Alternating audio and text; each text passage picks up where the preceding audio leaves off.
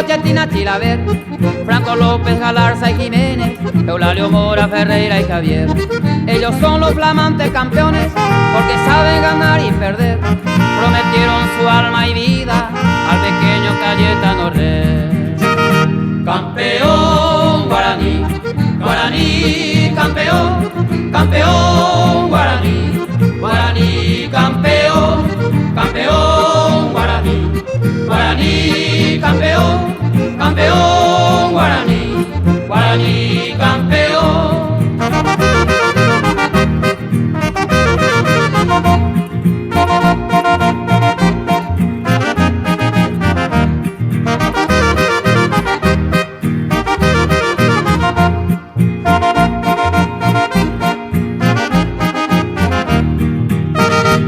Al comienzo del segundo tiempo, cuando vino el gol de Javier, explotó la garganta aurinegra, el estadio comienza a mover.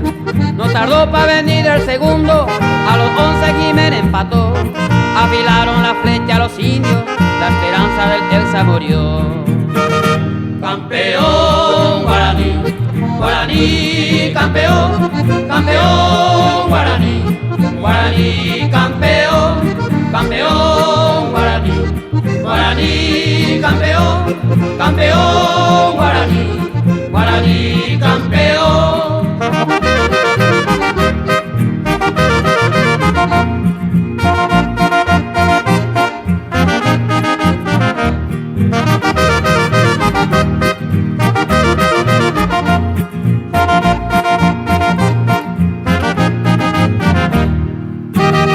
Luego vino el tercero de Villalba, el festejo ahí se vivió.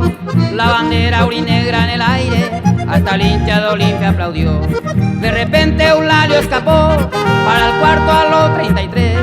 Cuando Almeida salió desesperado, el balón ya estaba en la red. Campeón guaraní, guaraní campeón, campeón guaraní, guaraní campeón, campeón guaraní, guaraní campeón, campeón guaraní, guaraní campeón.